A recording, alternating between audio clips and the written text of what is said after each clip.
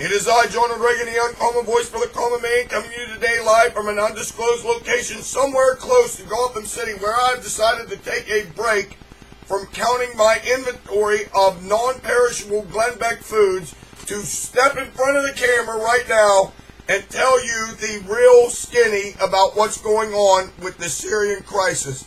That's right.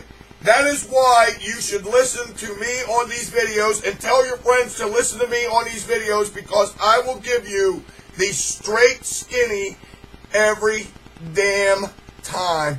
And what I'm going to say today is the absolute truth of what's going on with Syria. Our president, the comrade-in-chief, is in totally over his head. He has absolutely no clue as to what he is doing. He is a foreign policy novice, and this thing with Syria is just a complete Democrat-ran fiasco. That's right. Today, on Wednesday, August the 4th, or September the 4th, our fearless commander-in-chief, or I should say the comrade-in-chief, is out there in Sweden telling everybody that he did not say anything about a red line. The world said something about a red line. Well, that's kind of funny, considering August of last year he said this, quote, "We cannot have a situation where chemical or biological weapons are falling into the hands of the wrong people." I assume that means Syria. So, we have been very clear to the Assad regime, but also to the other players on the ground, that a red line for us is we start seeing a whole bunch of chemical weapons moving around or being utilized. That would change my calculus. That would change my equation. End of quotation. That's right. Let me say this again.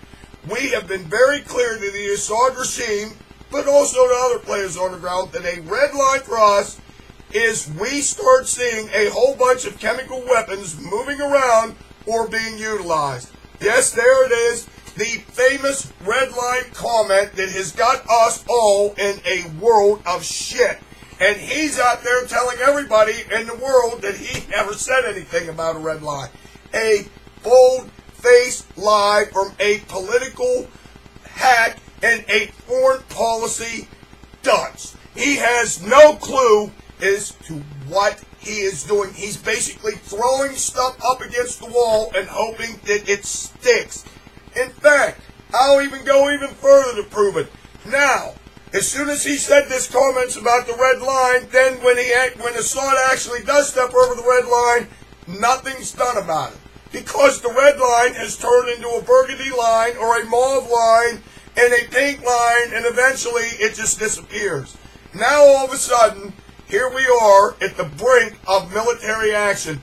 It should have never have come to this. It should have never have happened. And this is why this guy is in so far over his head that it is absolutely scary.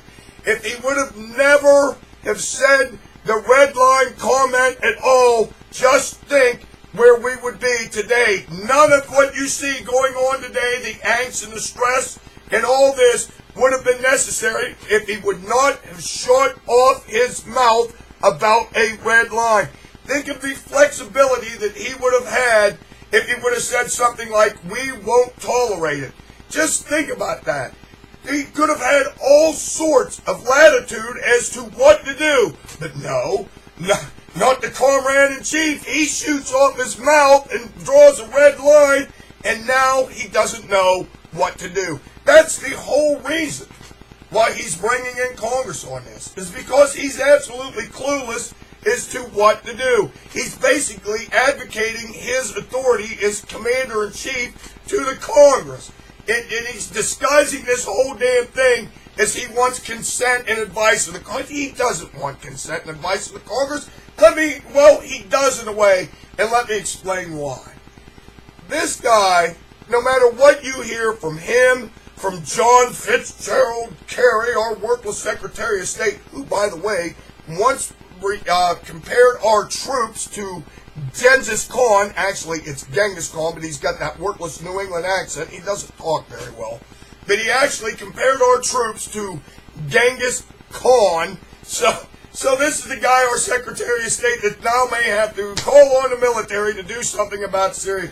It's totally unbelievable that these Marxist-Leninists are running the whole show for the United States of America, but that's what you get when you vote for the Democrat. Now, back to Obama and the Congress.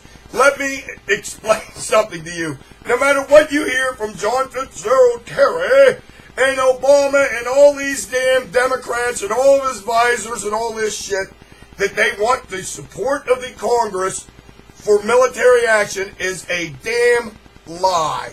They don't want them to side with them. This whole thing that they want approval from the Congress to use military action is a damn lie. What they want is the Congress to basically shoot them down and say, no, we don't want military action, so they're not left flapping in the wind. And that is the real story of this thing. They don't want Congress to side with them because what they're saying about using military force is a bold lie. They want Congress to shoot them down so they have, believe it or not, a quote-unquote an exit strategy so that they can get their asses out of the breeze, because that is exactly where they are now because of Obama's incredible comment about a red line.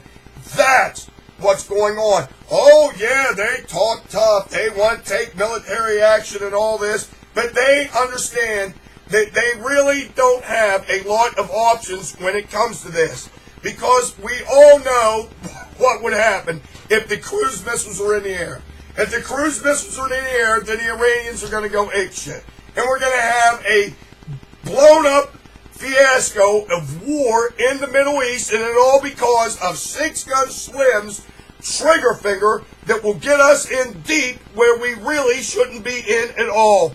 I will be the first to admit that this is a humanitarian crisis, and it is a damn shame that chemical weapons are being used to kill women and children. It is horrible. We wish we could do something about it, but to be honest about it, our vital interest over there is non-existent. Where is our vital interest in this Syrian thing? In fact, let's just look at it like this. Let's talk about vital interest for a second.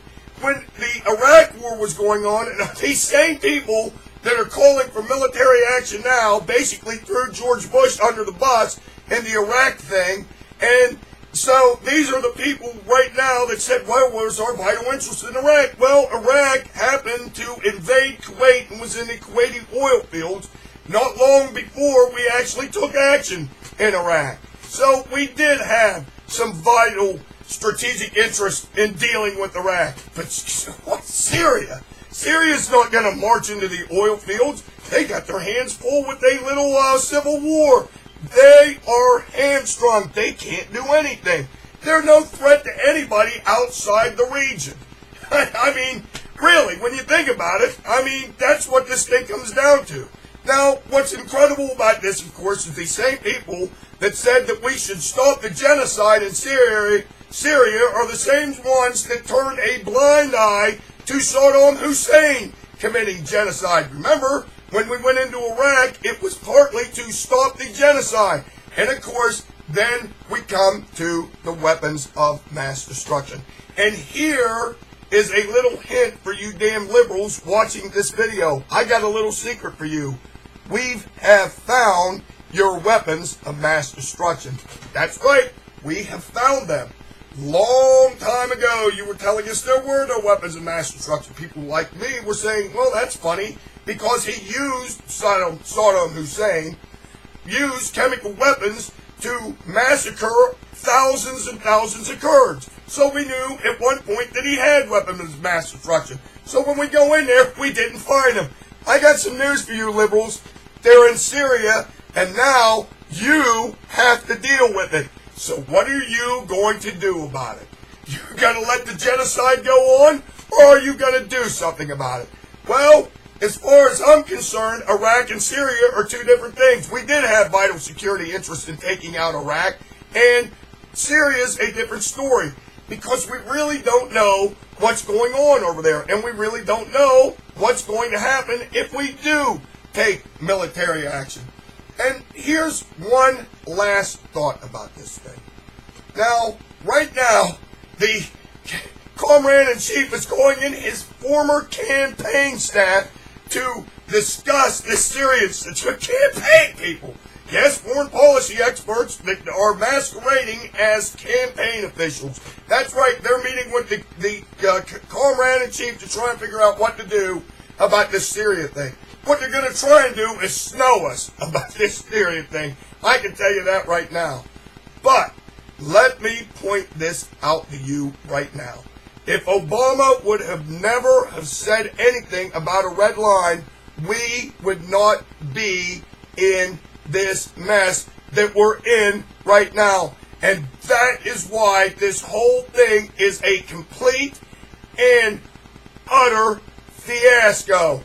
And let me assure you this, he has no clue what he's doing, and we are all in a world of shit because he opened mouth first before engaging his brain.